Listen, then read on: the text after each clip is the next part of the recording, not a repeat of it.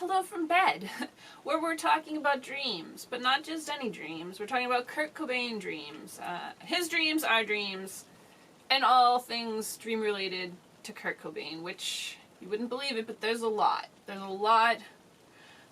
He seems to have really been into dreams. I'm really into dreams, so there's a lot to talk about.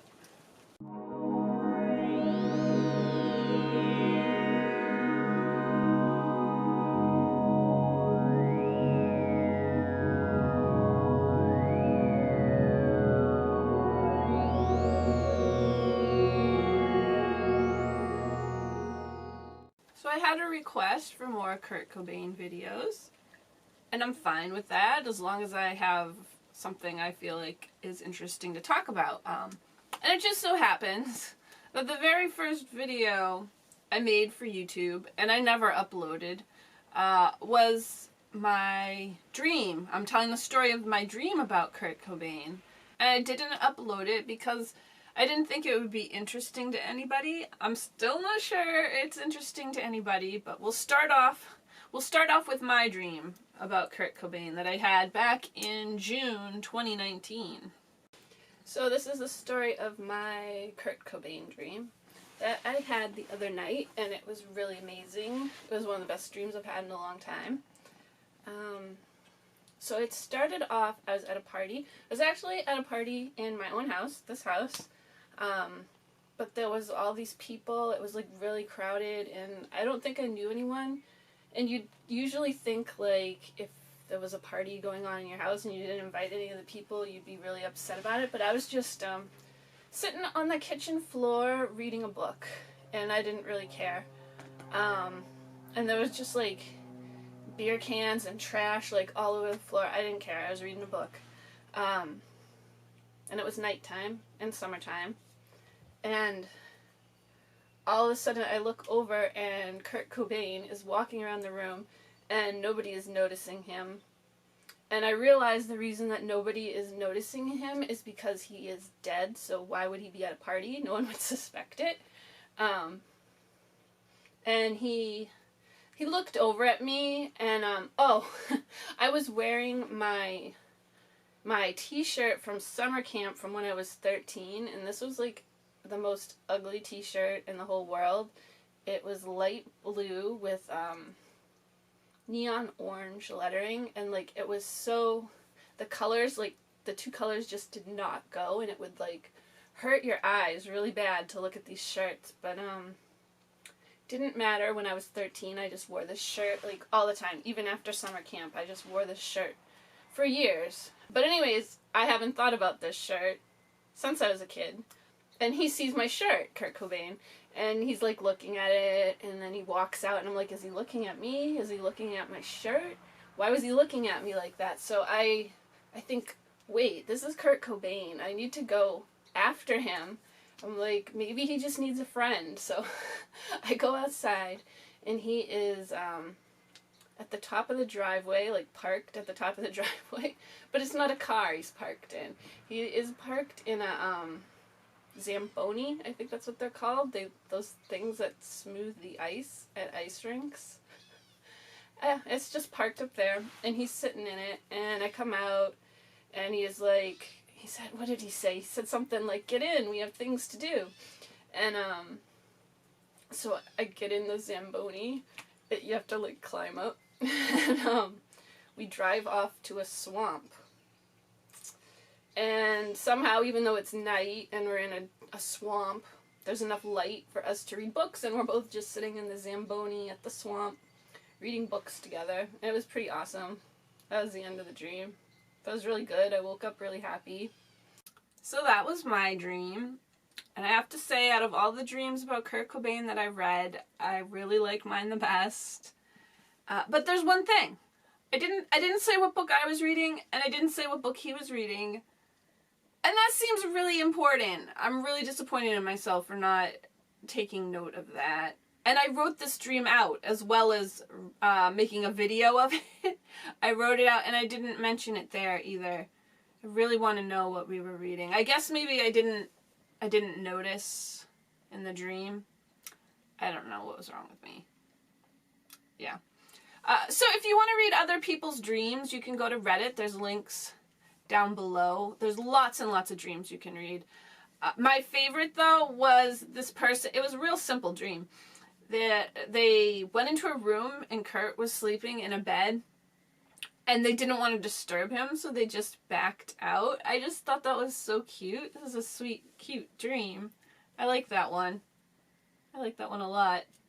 So originally, though, I had been wanting to have a Kurt Cobain dream because I swear, and I don't know where this is coming from. I could have dreamed up a dream phenomena, but I swear there was some kind of phenomena a few years back where people were having dreams of Kurt Cobain in the middle of the night, and he was giving them inspiration, or they were comforting dreams, or I don't know. There was something. I feel like there was something. Maybe I'm making it up. If you know what I'm talking about, please let me know. I looked all over Reddit because that's where I thought this was, but I couldn't find anything.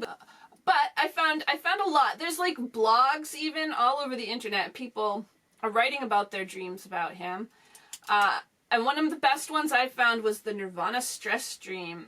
And the person says that they only have $20 and they're in a music store. And there's all these CDs. They're like unreleased songs, lost songs, demos. There's just so many.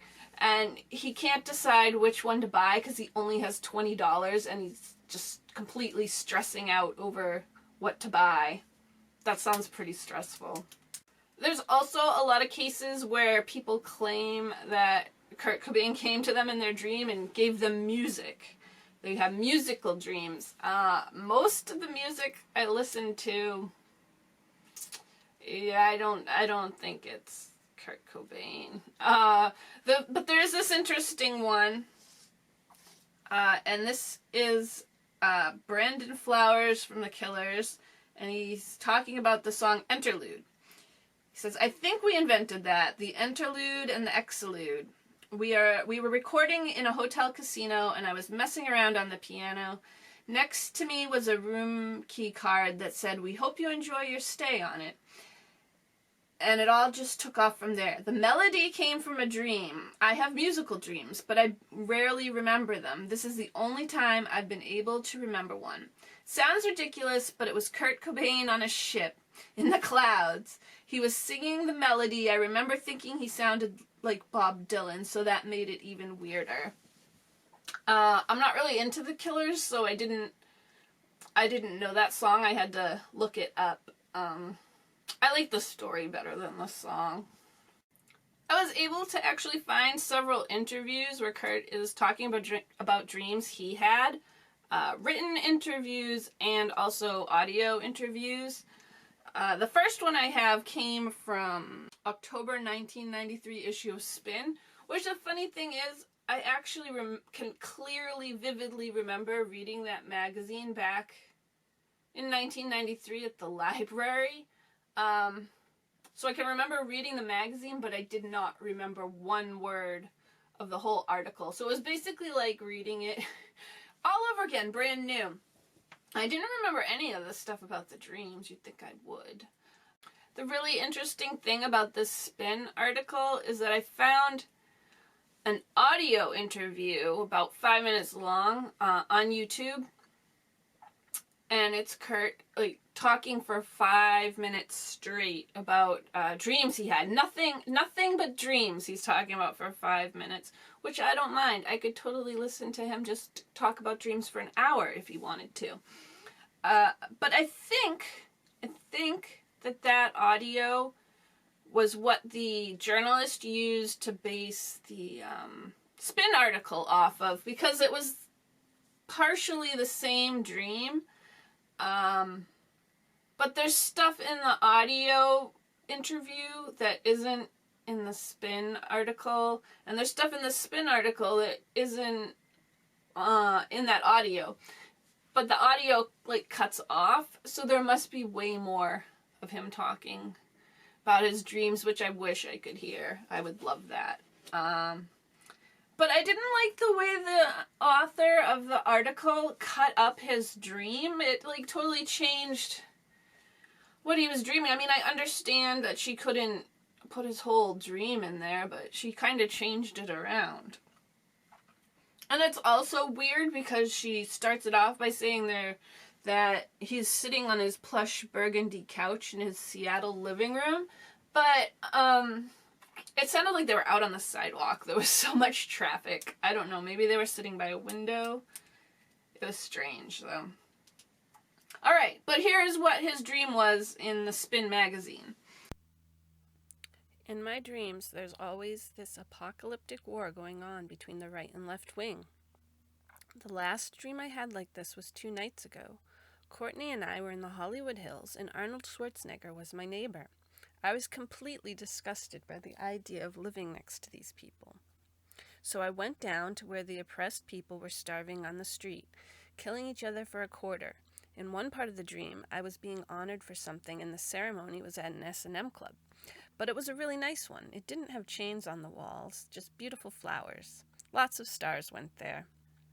I had to make an entrance from the top of the stairs, and because of the way people think of Courtney, she happened to be this 2-foot-tall black midget with huge feet. She waddled like this. And he demonstrates. As soon as she made her appearance, someone kicked her down the stairs. I just started screaming. I would have loved to have seen him while he was telling that story. And that end part with Courtney wasn't in the audio. So I don't know. That's what I mean. I think there was a lot more. I'd love to hear that. But the audio version was really way more interesting because he started it off by saying that his dreams like this took place 20 to 30 years in the future, which would make it right now. So that's really interesting. And he said Frances was always a baby in the dreams. She never grew up. She's always a baby. And these seemed to be nightmares for him, and they were really intense. And the feelings from the dreams would just stay with him through the day. And he said it was a lot of like running from soldiers, running from zombies, and having to hide in closets and fight people off. It sounded really intense. A lot of times in things like this, you see people in the comments trying to analyze his dream. I'm of the opinion you can't analyze someone's dream without talking to them, because like he said the S&M club had flowers instead of chains. That could mean one thing to like me, one thing to him, one thing to you. Just because something symbolizes something to you doesn't mean it symbolizes the same thing to me. So you'd really have to talk to him to better understand what that means. Although in a general sense, dreams about, having to run and hide are stress dreams. So the next interview I found where he mentions his dreams is a video interview, and it was from Hollywood Rock, Brazil in 1993, and you can see that on YouTube if you want. And he only briefly talks about the dream he had. Now, this wasn't a normal bedtime, nighttime dream. He was using this device called the Dreamer, which would give you kind of lucid dreams, I'm guessing, or put you to sleep and give you strange dreams, maybe. But he only had a little tiny bit to say about what he dreamed, and he said, I dreamed about German shepherds and having sex with my stepfather and eating flowers and smoking potpourri. Yeah, so that's pretty great. So I also saw a write-up of this interview, and the author just wrote, yikes, someone call whoever was standing in for Freud nowadays, or in 93. But it's not really as crazy as you would first think. Because in a very general sense, like I said, like you can't really analyze someone's dreams. I think you can't really analyze someone's dreams without talking to them and finding out like what it means to them. But in a very general sense, sex dreams can often be the person that you're having sex with just represents a part of yourself that you're coming to terms with or integrating into yourself or becoming aware of. And in 93, he'd just become a father, so that kind of kind of fits, but who knows? And I kind of think he was just trying to get a reaction from the interviewer because he didn't seem weirded out by it at all.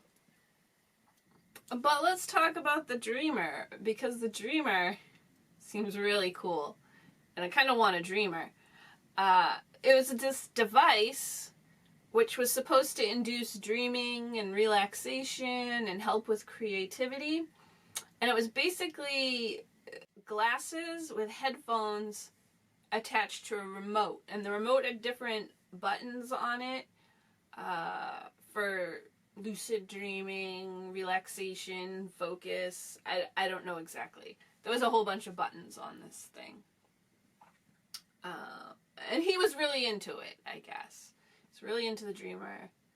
And I can see why, because it seems like it was pretty cool. But I wanted to know more about this. And I wanted to know if I could make this thing myself. So I put a lot of thought into what exactly the Dreamer is. Probably too much thought. And it came to me, though. It came to me that it's probably basically a dream machine. So what's a dream machine, you ask? I will tell you right from Wikipedia, because Wikipedia will tell you better than I will tell you. The dream machine is a stroboscopic flicker device that produces visual stimuli. Artist Brian Geisen and William S. Burroughs, system advisor Ian Somerville, created the dream machine after reading William Gray Walter's book, The Living Brain. The Living Brain? That sounds good. I want to read that. In its original form, the dream machine is made from a cylinder with regularly spaced shapes cut out of its side. That cylinder is then placed on a record turntable and rotated, depending on the scale, and a light bulb is suspended over the center of the cylinder.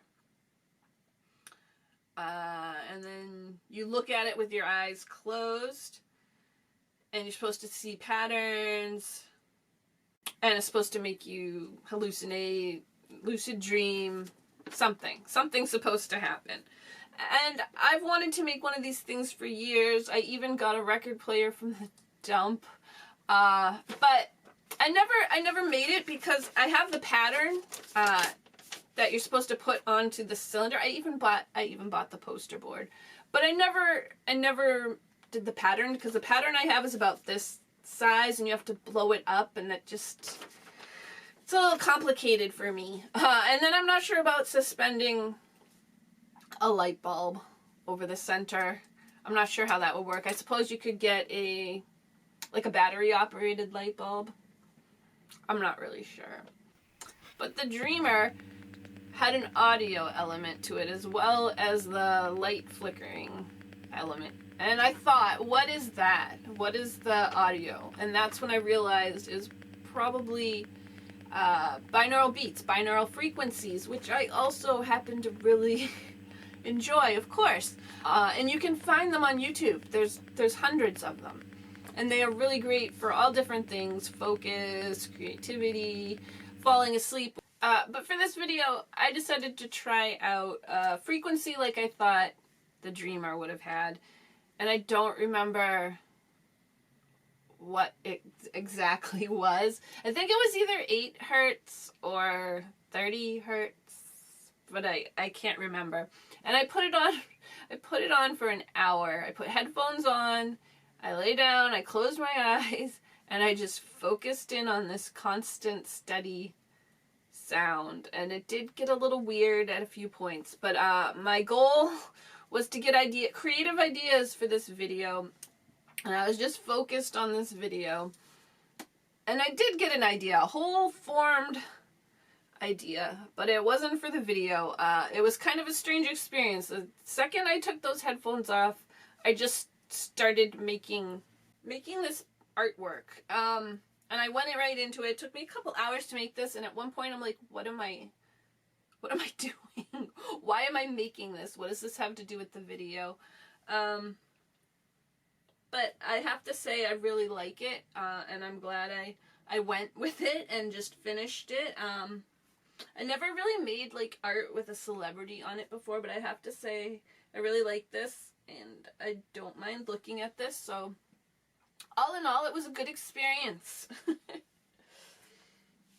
But yeah, you could try that out. You could make a dream machine and put on some binaurals. They do, I found out, make light bulbs that flicker at different frequencies. They cost $30 or $40, so it's a little cheaper than buying a dreamer for $400. You know, just screw in your light bulb and put on your binaurals, or make your paper cylinder. Oh, this pattern in my picture is the dream machine pattern that you would cut out for your cylinder. Yeah. But yeah, you could do that and put on your binaurals, get a light bulb, put on your binaurals. You see what happens. You never know. But I kept searching the internet for more information on Kurt and dream machines and the dreamer, and that's when I found the really weird conspiracy theory from back in the 90s involving the dreamer. And this was actually published in High Times magazine. I didn't make note of the date, but I believe it was 1995. I'll just read you parts of it. So it starts off here. The gist of the charge was that the last months of his life, Cobain acquired a device called the Dream Machine, which had been created by Burroughs' friend and collaborator Brian Geisen and popularized by Burroughs. So already, they've got it wrong. It was the Dreamer. The Dream Machine is the paper cylinder thing. And if I had just found this, like, immediately after reading, watching the whole video interview, I could have saved myself so much time, putting so much thought into what the Dreamer was, because here, it basically was a dream machine. But anyways, the Dream Machine, the group wrote, is a dangerous trance-inducing contraption, and there has been a string of suicides associated with the machine since the 60s. There hasn't been. Furthermore, they claimed it was in fact the catalyst in Kurt's unbelievably tragic, untimely death. To this day, Courtney ponders whether the Dream Machine is really responsible for Kurt's death. If Kurt had not come in contact with its manufacturer, he would be with us today. The Dream Machine consists of a cardboard cylinder with holes in it attached to a record player turntable, and in the middle sits a 100-watt light bulb. It says, aided by the inhalation of good pot and the sound of hot rock, the device might create at best a mild dreamlike sensation, or at worst, unless you're prone to epileptic seizures, an even milder headache. So they had gotten a fax. High Times had gotten a fax about this conspiracy theory. It says, following up the same fax, SOMA, the San Francisco Journal of Left Coast Culture, found Steve Newman, a representative of Friends Understanding Kurt, who claimed Cobain had used the Dream Machine for up to 72 hours at a time. If oh my god, I had that binaural tone on for an hour. No, you couldn't do that 72 hours. Oh my god. You'd go crazy. Newman said I'm sorry. Newman said the core of fuck, which is F-U-K, as in Friends Understanding Kurt, was himself. Love's attorney Celeste Mitchell, and other friends of Cobain's, as well as various peripheral members. Love, he explained, played more of a low-key role. High Time's effort to contact Fuck were unsuccessful.